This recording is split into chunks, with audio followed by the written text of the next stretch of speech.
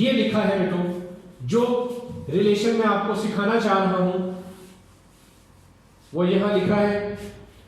कहता है when ever marginal cost is less than average total cost. ये देखिए, this is marginal cost, this is average total cost. When ever marginal cost is less than total average cost, ये बड़ी stage की बात हो रही है। Average total cost is following, ये गिर रही है, गिर रही है। When ever marginal cost is greater than average total cost, ये वाली स्टेज की बात हो रही है। Average total cost is rising, ये देखिए टोटल कॉस्ट बढ़ रही है। तो जब आपकी कॉस्ट बढ़ रही होगी एवरेज, तो आप फायदे में जा रहे होंगे, नुकसान में जा रहे होंगे। ये आपका एफिशिएंट स्केल पॉइंट है। ये पॉइंट कौन सा है? Efficient scale point. यानी इससे ज्यादा प्रोडक्शन अगर आप करेंगे तो आपकी पर यूनिट कॉस्ट भी बढ़ रही है और एवरेज कॉस्ट भी बढ़ रही है। आपके लिए उसी सस्टेनेबल प्राइस पर मजीद प्रोडक्शन करना पॉसिबल नहीं है। ये आपकी वो मैक्सिमम प्रोडक्शन है जो आप कर सकते हैं। ये पॉइंट कौन सा है? A point where average cost and marginal cost intersect each other.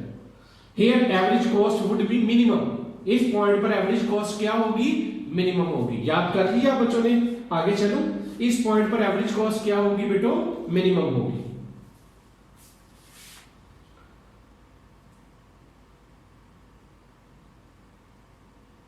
ले बच्चों, ये वो एक कंप्लीट टेबल है जो भी मैंने आपको अलग अलग बनाकर दिखाया। तो ये डॉलर्स के साइन के साथ बना हुआ था मेरे पास पहले से, मैंने उसे ऐड किया। देखिए, फिक्स कॉस्ट और variable cost, column number 2, column number 3, इन दोनों को ऐड करें तो कौन सा कॉस्ट कॉलम बन गया? 2 में 0, 2 और 1 कितना? 3, 2 और 1.8 ऐड कर दिए।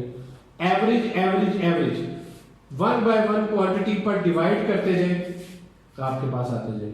मार्जिनल टोटल कॉस्ट में चेंज सारा मैंने सिखाया आपको। देखिए 3 और 2 में कितने का चेंज है? 1 का।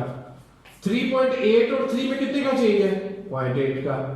4.40 और 3.8 में कितने का चेंज है? 0.60 का। 4.80 और 4.40 में कितने का चेंज है? 0.4। वैल्यूज आती जाएंगी। तो बच्चों, उम्मीद करता हूं आज का ये टॉपिक आपको समझ आया, जिसमें मैंने आपको तमाम कॉस्ट, उनकी शेप्स और एवरेज कॉस्ट और मार्जिनल कॉस्ट का जो डिफरेंस है वो सिखाया। आपने इन टॉपिक्स को बड़े अच्छे तरीके से तैयार करना है।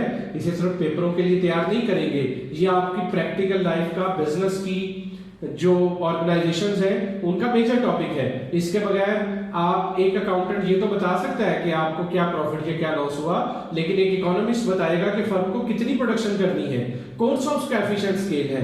एफिशिएंट स्केल निकालना अकाउंटेंट का काम नहीं है, मैनेजर का काम नहीं है, इकोनॉमिस्ट का काम है। और जब तक इकोनॉमिस्ट को ये तमाम कॉस्ट नहीं आएंगी, वो एफिशिएंट स्केल नहीं निकाल सकता। तो इसलिए इन चीजों को बेहतर तौर पर सीखें, यही आपको एक फर्म का बेहतरीन इकोनॉमिस्ट बना सकते हैं। जी बच्चों, आगे चलते हैं और देखते हैं। ये वो तमाम कॉस्ट कर्व दोबारा से बने हैं जो मैंने आपको, कॉस्ट कर्व की प्रॉपर्टीज है ये भी मैंने आपको बताई। अब हम आते हैं लॉन्ग रन में। अब हम आते हैं लॉन्ग रन में।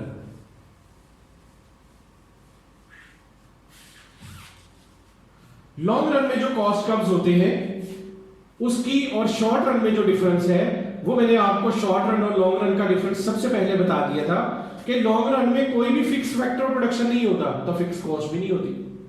जब फिक्स फैक्टर प्रोडक्शन ही नहीं है, सब वेरिएबल है, तो सारी कॉस्ट भी क्या होती है बेटो? वेरिएबल होती है। और लॉन्ग रन की जो कॉस्ट है वो शॉर्ट रन के मुख्तलिफ बिजनेस सेक्टर्स को ऐड करने से बनती है। क्या मतलब? ये देखिए,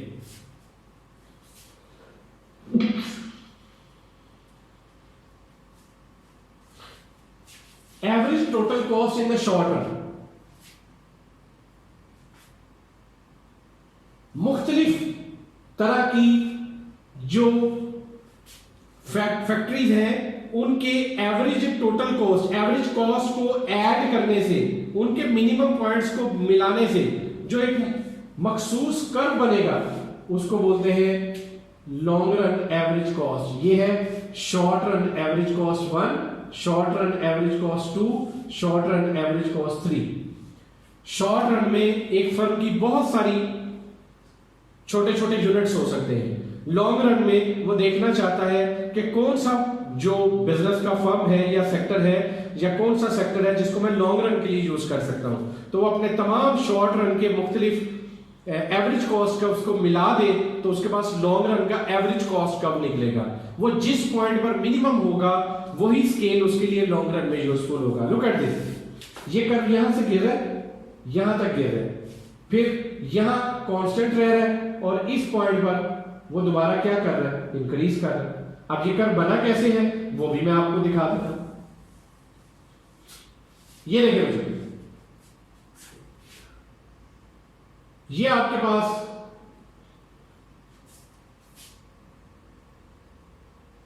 एक शॉर्ट रन एवरेज कॉस्ट का, ये आपके पास एक और शॉर्ट रन एवरेज कॉस्ट का, और इसी तरह तीसरा भी आप बनाएंगे। इन तीनों के मिनिमम पॉइंट्स को मिलाने से जो कर्व बनेगा उसे हम long run average cost curve का नाम देते हैं। तो इन पॉइंट्स को मिलाने से जो कर्व बना उसे हमने long run average cost curve का नाम दिया।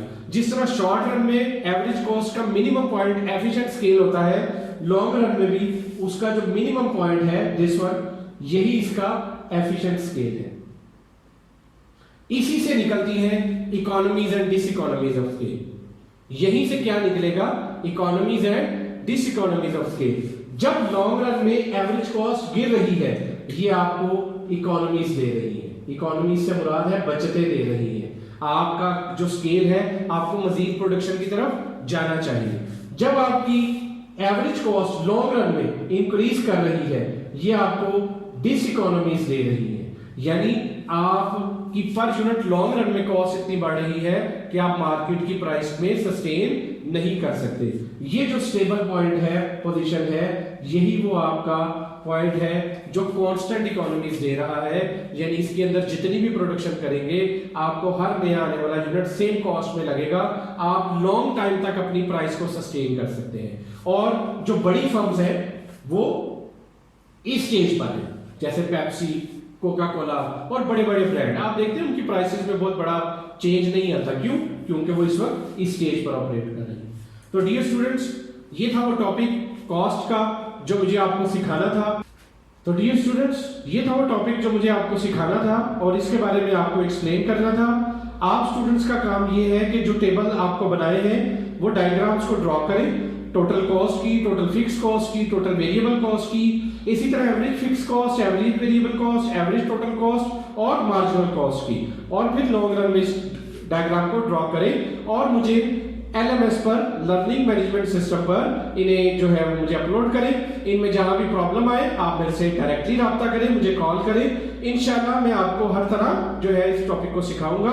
अगले 4 टॉपिक में 5 लेक्चर्स में सेम जो कॉस्ट कॉन्सेप्ट्स हैं वो यूज होने हैं। मार्जिनल कॉस्ट बार बार यूज होनी है, एवरेज टोटल कॉस्ट बार बार यूज होनी है, उसका रिलेशन बिल्कुल पक्का याद रखें ताकि आपको आगे के लिए आसानी हो। Until unless, stay safe, stay home. Allah Hafiz.